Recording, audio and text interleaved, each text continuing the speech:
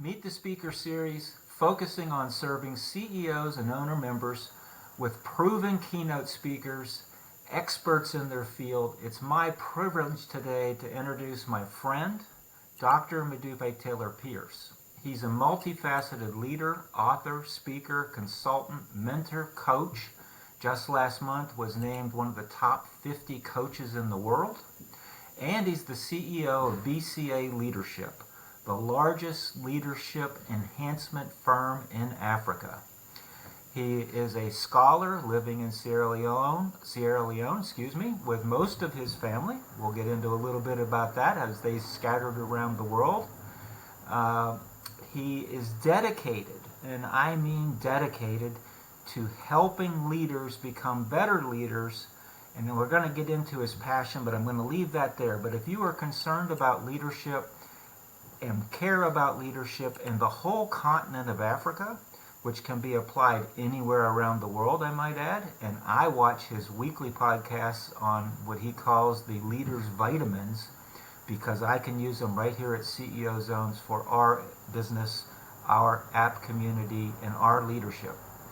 He's a graduate of the United States Military Academy at West Point, Columbia, Capella University. He's a survivor of the Sierra Leone Civil War, which is another probably book in itself that he hasn't shared with the world yet, that book. He's a TEDx speaker on Made in Africa, and he heads up much of Made in Africa, the Leadership Conference. And with that, there's so much more about Modupe, but you've been a friend for 3 decades. Don't tell our wives. It's been a very long time. But I so much appreciate you. Thank you for joining us. I believe you're somewhere in Sierra Leone. Maybe you can clarify that for us.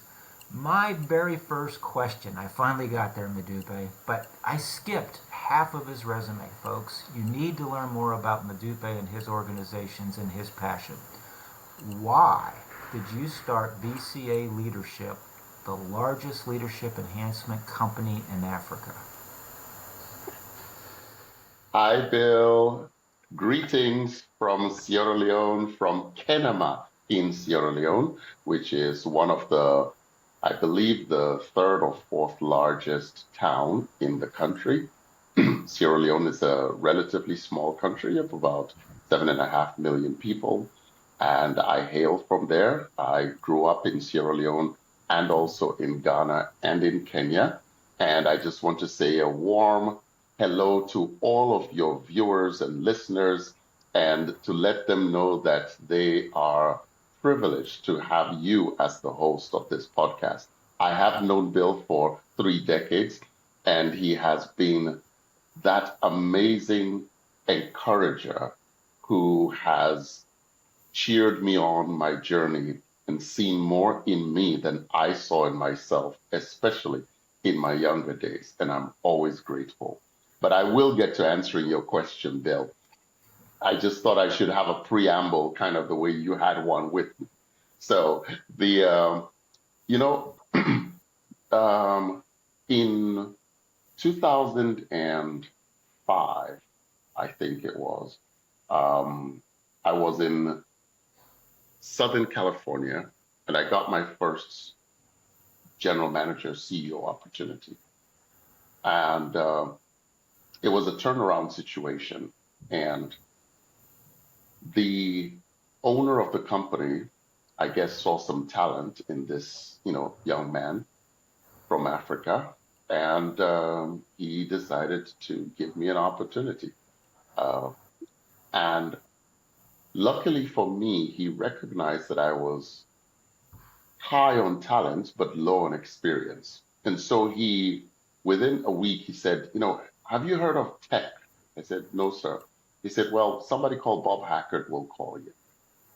And so Bob Hackett called me and invited me to a tech meeting. And we went to the meeting, and I thought it was great. Tech later became Vistage, for those who are familiar with it. And I thought it was great. And, then I met with Bob Hackett. We had a coaching session. And then Bob dropped the hammer on me by saying, hey, this is a membership group. The membership is $10,000 a year. And I went, ooh, ooh. Okay, I'll call you back later. So as soon as Bob left my office, I called up the owner and said, "Sir, are you crazy? $10,000? No way." And eventually he said, "Well, I tell you what, I'll pay your first year fees and you attend. And if you don't think it's a good idea, then you stop. If you do, then you continue." I said, "Okay, fine."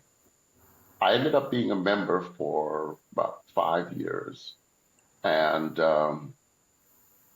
then later on, I returned to Sierra Leone and I started three businesses, two of which failed spectacularly. And, now remember, I had done a turnaround in the US, in California, $25 million company, turned it from losing $500,000 a year to about making a million and a half. You know, I had learned so much, with tech. And then I come to Sierra Leone thinking, yes, I'll start businesses. And here I am licking my wounds as an abject failure. And as I went through the stages of grief and wondered what exactly happened to you, Modupe, where did you leave your brain? It dawned on me that what was missing was I did not have that ecosystem, that peer learning group where I could bounce ideas off and get people who, didn't report to me, didn't owe me anything, would tell me the straight, unvarnished truth to to look into my ideas and help me to make better decisions. And that's when it dawned on me. And I said, oh my God, I have to find a vestige here. There wasn't a vestige in Sierra Leone, and there wasn't a vestige anywhere in West Africa. And I realized, how many other people are there? Smart, seeking success, hardworking, and yet making poor decisions every day, every week, getting results that they themselves don't want, because they lack this service. It took a couple of years before I harnessed the courage to try and find out by starting yet another business. Because, when you've lost over $100,000, your wife tends to have an aversion to you saying, honey, we're going to have another venture. Um, but eventually in 2016, I found a co-partner and we started, and we really got started mainly in 2017. And that's how BCA was born. We started in Sierra Leone, then expanded into other countries. And today we're registered in Mauritius. We're a network of over 40 world-class coaches running peer learning meetings and executive coaching and consulting services for leaders of for-profit companies, not-for-profit companies, public sector, private sector, all over Africa in multiple languages. And we've been just blessed to be able to support leaders to make better decisions. This is where we are today. Excellent. We're going to go a little bit out of chronological order, but your education, I read some of it, but I don't know too many people who've done as U.S. citizens, which you've done in the U.S. with education, let alone having been born in Sierra Leone, educated well there, as we'll learn also. But just give us an overview of all the education certificates, all the way up to being the top coach in the world, top 50 coach in the world last month. Give us a sample there. And I know you're humble, So so I'm asking. you know how to put me on the spot, Bill. Yep. So yes, I was blessed to attend the United States Military Academy at West Point. Uh, and that's where I got my bachelor's degree. And then I got my master's degree at Cornell University, and then eventually got a PhD in leadership and organizational development at Capella University. Um, there was quite a gap between my master's and my PhD because for a long time I did not feel the need to, shall we say, pursue formal education because I wanted to make sure that there was a purpose to doing that. And as I became more of a practitioner of leadership, I became much more curious about the importance of that and why people do what they do, why organizations succeed, why some don't, etc., etc. And so once I'd found that purpose, then I went in for the PhD. Post my PhD, I've been trained as a coach, as an executive coach, and really enjoyed that. I love supporting leaders to make better decisions. I myself also have a coach. I'm a huge believer that every leader needs a coach. And, I was blessed to be, as you say, recognized. And I want to make this clear, not as one of the best 50 coaches in the world, but as one of the most influential, top 50 influential coaches in the world. Um, which I make Well, that I'll distinction interrupt because you I, there, big fella. Since you're yes. 4,000 miles away, I can interrupt you. Uh, Okay. to me, that makes you one of the best 50 in the world because if you're not an influential coach, what the world are you doing? So go right ahead. Back to you, sir. Well, yes. So I want to spotlight the fact that we have some amazing coaches in Africa. We have some fantastic, and I've been blessed to have them join forces with us at BCA Leadership.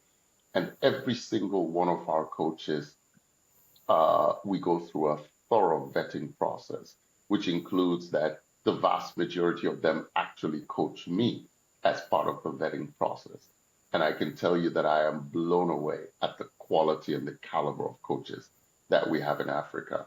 And that's why I feel sometimes a little embarrassed when they say one of the best coaches in the world, because I know of quite a few of them that I think are not worthy even to shine their shoes when it comes to coaching. But I'm blessed to have been an influential player that is making executive coaching something that more people are aware of globally and in Africa and taking up and frankly benefiting from. Okay. So at West Point, we had a mutual friend. I did not go to West Point, didn't mean to make it sound that way. But Colonel John Spears was in your life earlier, then he came into my life. And I guess he and Steve Bowen influenced us both, good and bad. We'll pick on both of them since they're friends. But what was your experience with Colonel John Spears? Hmm. I was uh, my experience at West Point really exposed me to some phenomenal leaders. And there's that experience of when you're in the midst of such amazing leaders, you don't appreciate what you have. Then I left and went to Sierra Leone in the war. And, there was a much wider range in terms of quality of leaders. And I saw the impact of when poor leaders make poor decisions and soldiers die. So after that experience, I was much more aware of quality leadership.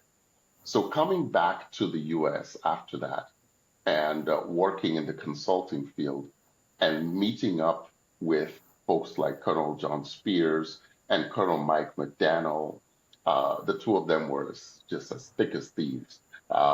But they both had an amazing effect on me because, John Spears was a leader's leader. And he was a leader's leader in the sense that he broke just about every mold that you could have for what a leader would look like, feel like, etc. First of all, he wasn't tall. He was a rather small man in terms of physical stature, and yet he was never, shall we say, enamored by his lack of height. It was never a crutch. And he was never small in a room because he simply carried himself with an air of confidence and leadership that made you notice him regardless of how tall or how short he was. And he was also just amazingly gracious in sharing his knowledge, you know, and here's a guy who had done amazing things, and I was just a 30-year-old young man, and he took an interest in me and would show me things. And the last thing I'll mention about him is, despite being an army officer, despite having amazing credentials, he was also an amazing scholar and really, really sharp guy. And so he could hold himself in just about any arena. And he reminds me of that sort of poem by Kipling, If. And, he just embodies it. He would be at home in just about any situation and could make you feel like you were at home with him. So that was my memory of him. And sadly, he left us way too early. Amen to that. My contrast to that would be that what you didn't say is he was a poor country boy from Tennessee and could speak to the most educated academic at a social event and a black tie event, and then go jump on a tractor and be a good old country boy on the John Deere and speak that way as well. So he had multiple English language dialects, but a great friend. Totally. Totally missing. Totally, totally, Yeah. totally. And they say only the good ones die young. That's so true in his case. We really lost an amazing person when he died. So I'm going to go a totally different direction. We were working together 2008, 2009, 2010, somewhere in there. I have no recollection why we were in Scranton, Pennsylvania to this day. I even tried to think about why were we in Scranton together, but I couldn't remember. Maybe you do. But we were in the Scranton big hotel, and in the consulting world, when you're running multiple projects, I took a phone call, came back from hiding in a corner on a phone, and I walk into the ballroom and I hear what I believe to be a Rockefeller Center concert pianist singing worship and praise songs in this hotel. And I walk around the corner, and we've worked together for years at this point, and it was you. How did you learn the piano? Where did you get such great praise music? Where did that come from? Where some of the early seeds of that all the way through to, well, for sure, when you were living in California? I don't know about Sierra Leone. So give the CEO and owner just another broader experience of why they'd want to hire you as a keynote speaker. Just a whole other different world. So interestingly enough, I am a product of two musicians. My father played the guitar. I remember even when we were young, and he would play the guitar, we would sit on his lap. And as a young man in his early 20s, he played the saxophone in a jazz band. And according to him, that life of playing in a club band led him farther away from Jesus than he should have been. And thankfully, when he found Jesus, he dropped off the band playing. But somewhere after he found Jesus, he then attended a choral event with I believe it was some choral event, Freetown Choral Society, and this choir was singing, and he was sitting in one of the front rows, and apparently there was this amazingly uh, talented, I'm not sure as much whether it was talented or good looking or both, woman. And according to my dad, by the time the concert was halfway gone, he stopped listening to the choral music and was just following this young lady's lips. Um, Luckily for him, his pursuit of this young lady turned out good. And about 2 years after, they were married. And so I did not realize that I basically had this as my destiny. Mm, at age 5.5, I started playing the piano because, as their wedding gift, my mother's father, my grandfather, gave my mother a piano, an upright piano, as a wedding gift because he had been a choir master.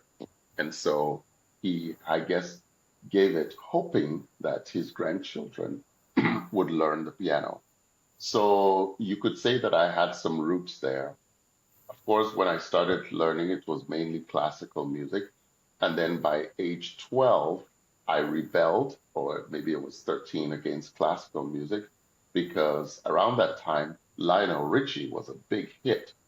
And as a 13-year-old young man, I was looking for a way to make young girls interested in me.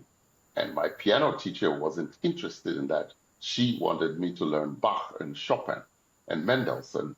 And I believe the last piece that I actually learned properly was the Wedding March. And after that, I just revolted and said, I'm not going to piano lessons anymore because I want to learn Lionel Richie. And so I would just practice Lionel Richie songs by myself, much to the horror of my piano teacher.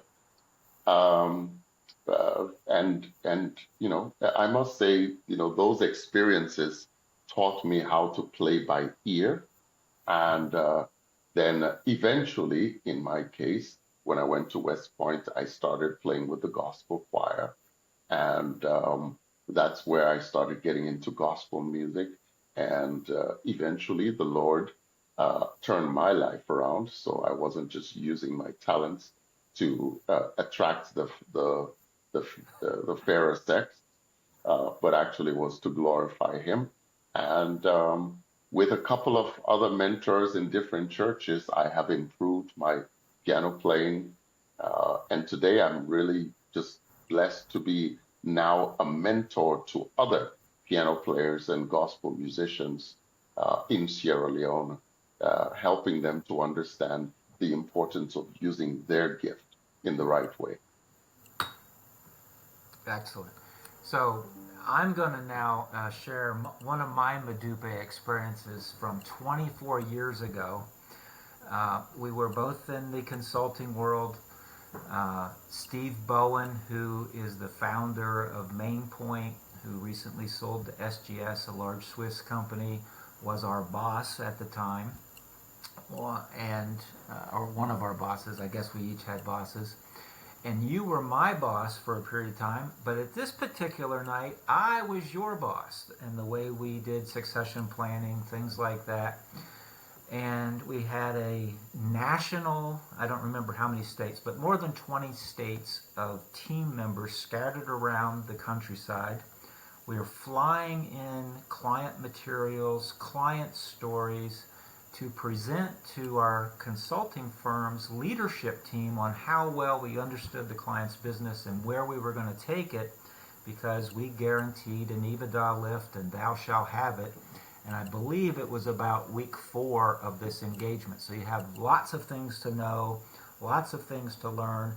I was extremely confident that you were going to make it great, and I had other things going on. And I believe it was a Friday night. I could be wrong, but I think we did this one on a Saturday because we flew people from literally all over the United States, maybe even Toronto, I forget, for sure United States, into Newark, New Jersey, because that's where the airport was, I thought. Ha! So you'll learn more about Modupe. I don't know. To this day, this morning I was thinking about this again, Modupe. I don't think I knew Renee was pregnant, let alone going to deliver that night or that morning. Now maybe I did, but I didn't realize it. So the team is all together. I'm in the room as a quote unquote lazy executive, just making sure that my team is properly prepared. Modupe is going to give a great presentation to the leadership team, our bosses, and everything's going to be great. And we go through the dry run, and your phone rings, and it's Renee or one of your family members. I'm not exactly sure who called at that moment because I was in shock for the next little bit, probably the next 12 hours. Because this is a presentation at that time of that leadership team. If you didn't do this presentation well, you were either Mhm. fired or demoted because that meant you didn't understand your client, you didn't understand how you were going to bring millions of dollars of EBITDA improvement. You get the phone call and you look at me and say, I got to go, she's having the baby. And I had literally overnight to learn what you knew in detail in 4 weeks plus the 5 or 6 week analysis. So 10 weeks you had ahead of me. Fortunately, the team was well prepared. You had well coached them. Next morning, I didn't get fired or demoted. You didn't get fired or demoted. And that was my welcome to the world Chinoa 24 years ago. So while we're on, and I probably left out the extreme, oh my gosh, because seriously, as you're watching CEOs and owners, this was one of those companies that you paid to get stuff done. And if we couldn't prove to our leadership team we weren't going to get it done, that meant they might have to write back multiple $1 million check because we guarantee EBITDA lift, and there was no room for error. So fortunately, I'd prepared the team well, and they were still flying in as this was happening, and things worked out okay. Where is Chenoa now? And I kind of know, but Hmm. go ahead. You have taken me quite a ways back. Yes, That's my side that of the story, by the way. that was quite an adventure. So, first of all, it's hard to believe how time has flown. Mm. And you know, Chinua is Renee and my first son. So Renee is my wife, and our first son is Chinua. He's now 24 years old. He is an independent young man, and lives in Southern California and works as a investment analyst assistant with one of the financial credit unions there.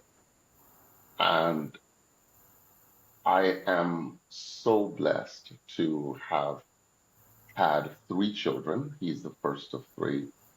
But also to have had the kind of support that I had from you to be able to literally just say, I gotta go. And I knew that, yes, it would be tough. Yes, it would be inconvenient. But I also knew that you were the kind of colleague and boss who understood that there are just certain things that one must do. And Yeah, that was one of them. and this was certainly one of them. Incidentally, I made it. I made it. I think with barely 20 minutes to spare before Chinua was born. So it was pretty. We cut it fairly close. I cut it fairly close. Um, Obviously, um, Renee appreciates the fact that I made it. I'm not sure she appreciates the fact that I cut it that close because she was probably looking for me quite a bit earlier. And we've just been very, very blessed. And I thank God for my family, and I thank God for who they have become. We now have Chinoa, Mandisa, and Makeda, and the other two, the Mandisa and Makeda, are girls, and they're 21 and 20. And beautiful, just for the record. Uh, so we got pretty deep into this, but you have an extreme vision for Africa that I want to get into. And I would like to ask you first what your definition of success is, because that then even makes your vision even greater. So could you share your definition of success? So, Africa is a continent that most people know as a continent of potential. I won't bother you with all the statistics, but you know, we're certainly extremely blessed with natural resources, with young people, with wonderful topography, um, and yet it's poor. And it's poor because of leaders making poor decisions. And that's not just presidential leaders, that's leaders at every level. Recognizing that the gap between where we are and where we would like to be is a leadership gap based on poor decisions. I feel well placed to be able to solve that problem. Because when we have the majority of Africans, African adults, making optimal decisions to achieve the outcomes that they want to achieve, which is where success comes in for them, then Africa's trajectory is going to be meteoric because there are too many Africans whose goal in life it is to die poor. So we're going to see an explosion from potential into performance as that happens.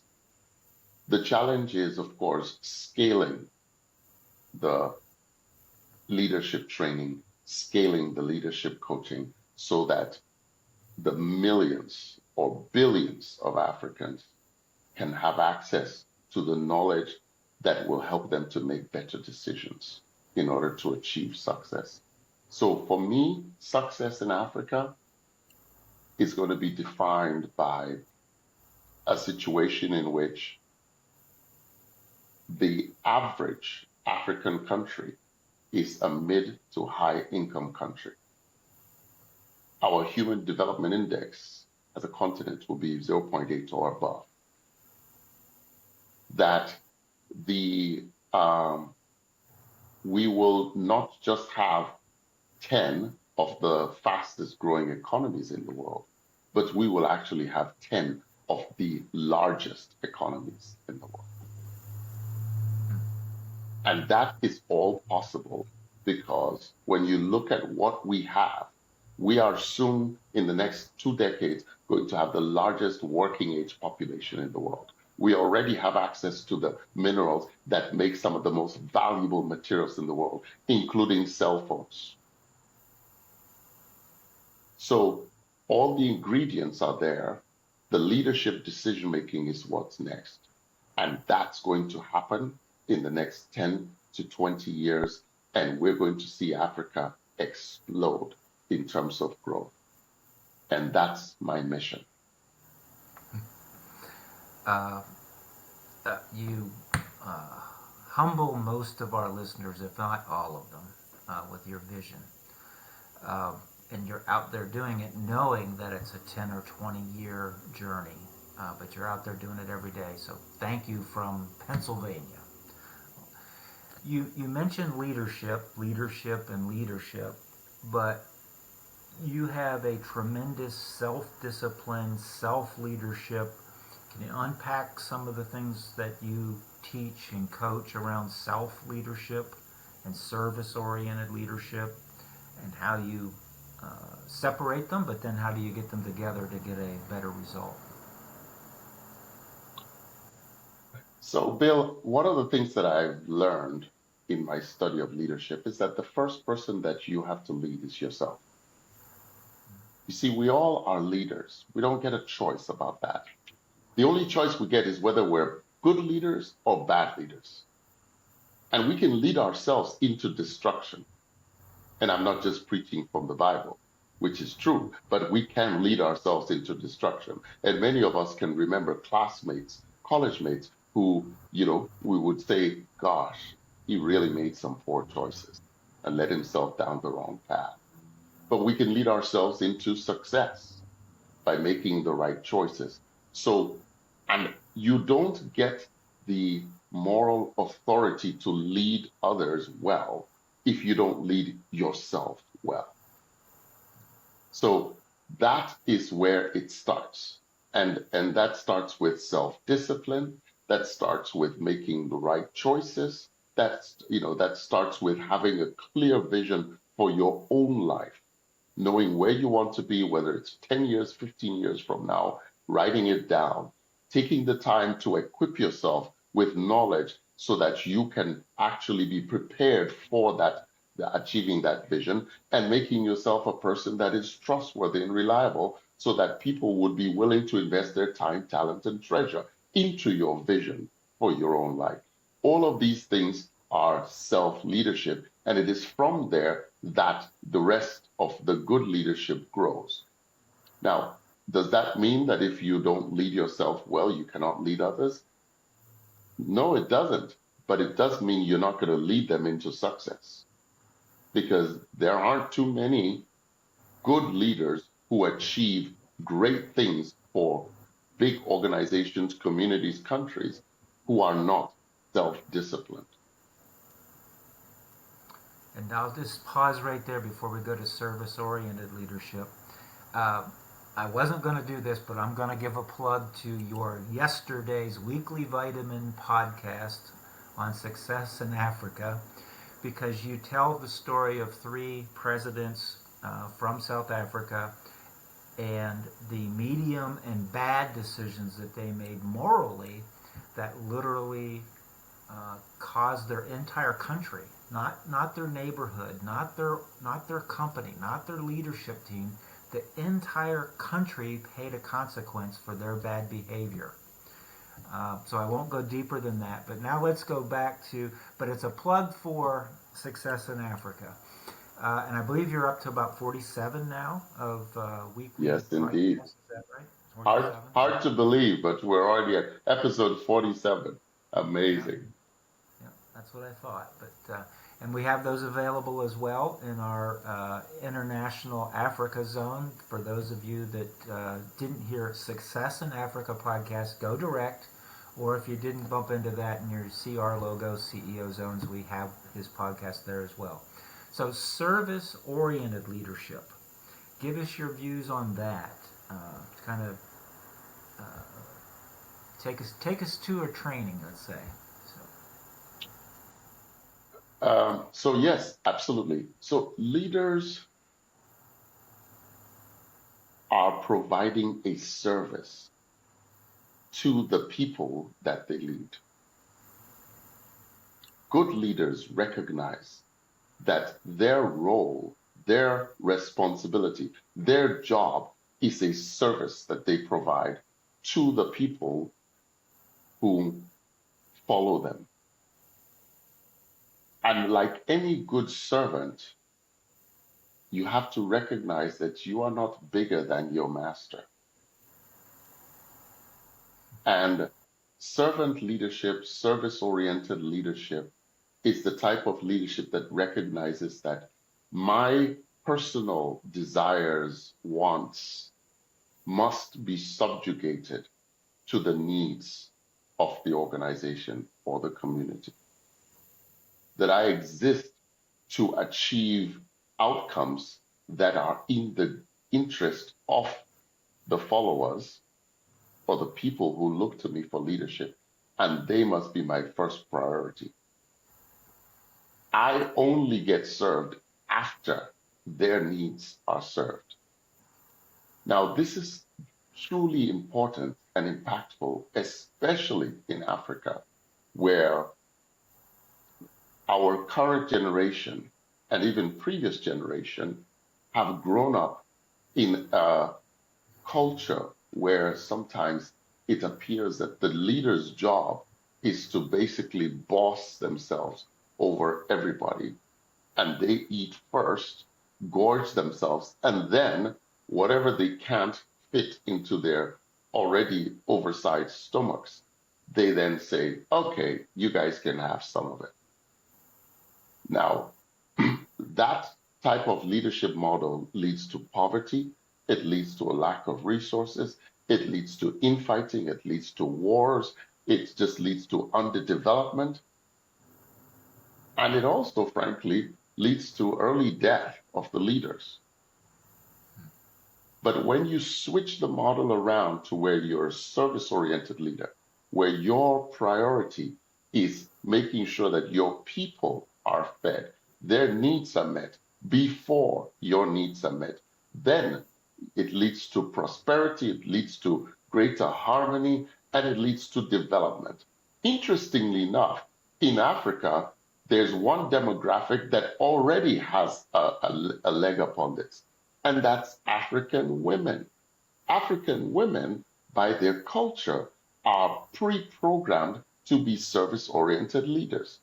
And that's why in some homes, you would find that the father comes, eats, gorges himself, leaves whatever's rest for the mother and the kids, and the mother refuses to eat until the kids have eaten, and then she gets whatever's left.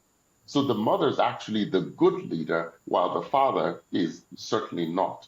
And so that's why you will notice that generally African communities, African companies, African countries that are led by female leaders actually outperform the countries that are led by male leaders.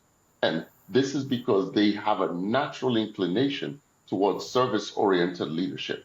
My role is to actually retrain the men, coach them to understand the benefit of being a service oriented leader so that the entire continent can benefit from this. That is quite a goal. Really humbled by you, Modupe. We're clearly not through your story, your expertise, but we're getting near that magic mark where CEOs and owners look at the time of the video and won't watch it. So we need to bring it to a close because they don't understand that 42 or 43 minutes from a scholar is going to give them leverage the next month, the next year, the next quarter. But hopefully those owners and CEOs that are still with us want to know how in the world do they get a hold of you, because you're not an easy man to track down. You are traveling the continent of Africa with an occasional visit to the United States. But your email is mtaylorpearce@bcaleadership.com. I believe I got that right. Correct. Yes. Your Yes. podcast is successinafrica.co. For those of us in the U.S. that forget it, it is CO for Africa. And your other website, your company website, is bcaleadership.com. Correct. It is quite a pleasure, and we probably should go ahead and get scheduled a second piece so that we could share more of your great teaching around leadership.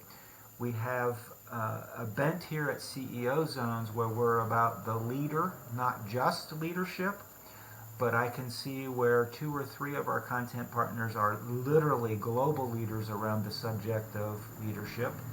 Somebody like a Major General John Gronsky and a Modupe Taylor-Pearce. What a knockout video that would be to have you both at the same time. So we're going to try to figure that out with Alexandria. But thank you so much for joining us. I know you're at a client site. I don't know what time it is, but I'm going to guess and say it's probably close to 10 or 11 o'clock at night where you are. So thank you so much.